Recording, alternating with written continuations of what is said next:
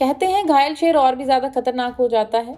ये बात बिल्कुल सिद्ध हो रही है कैप्टन अमरिंदर सिंह के केस में। उनको पार्टी ने पहले अचानक से ही मुख्यमंत्री पद से हटा दिया। उसके बाद पार्टी के किसी भी वरिष्ठ नेता ने, यहाँ तक कि गांधी परिवार ने भी उनसे बात तक करने की कोशिश नहीं की।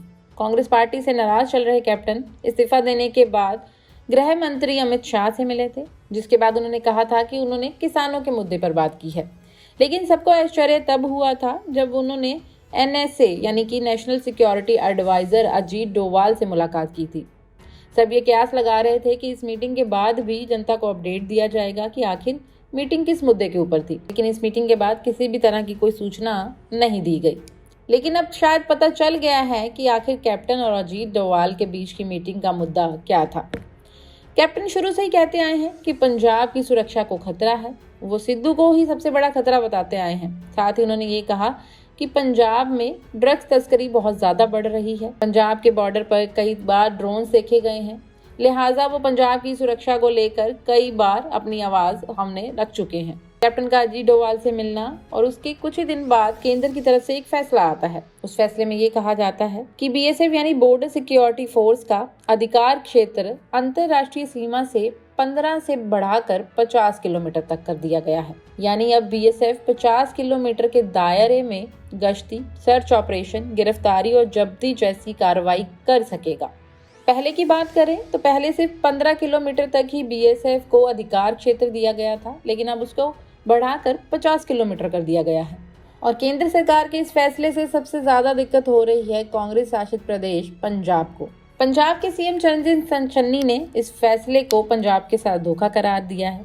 उन्होंने कहा कि इस फैसले के बाद आधे से अधिक पंजाब केंद्र सरकार के कंट्रोल में चला जाएगा। ये संघवाद पर हमला है और वो भारत सरकार के इस फैसले की कड़ी निंदा करते हैं।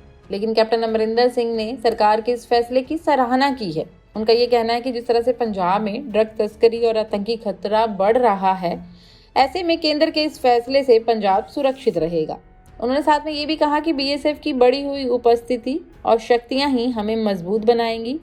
केंद्रीय सशस्त्र बलों को राजनीति में घसीटना नहीं चाहिए।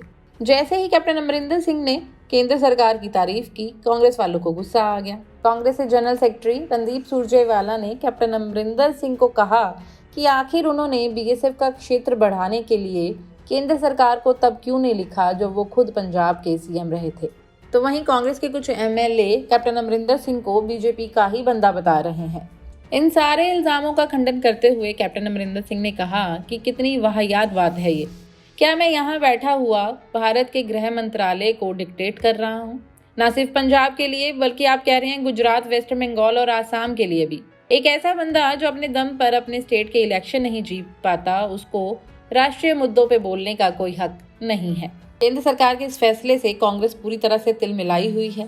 उनका ये कहना है कि केंद्र के इस फैसले से 50,000 वर्ग किलोमीटर में फैले पंजाब का 25,000 वर्ग किलोमीटर का दायरा सीधे तौर पर केंद्र के पास चला जाएगा।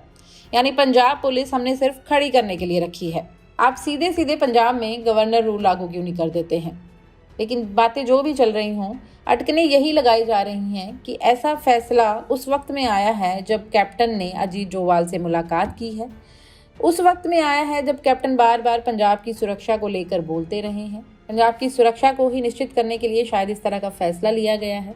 चूंकि ये फैसला सिर्फ पंजाब के लिए नहीं लिया जा सकता था, इसलिए गुजरात, वेस्ट बंगाल और आसाम को भी इसमें शामिल कर लिया गया है। क्या आपको भी यही लगता है कि अजीत डोवाल और कैप्टन अमरिंदर सिंह की मुलाकात के बाद ही BSF का अधिकार क्षेत्र 15 से बढ़ाकर 50 किलोमीटर तक कर दिया गया है? अपनी राय कमेंट सेक्शन में जरूर बताएं। धन्यवाद।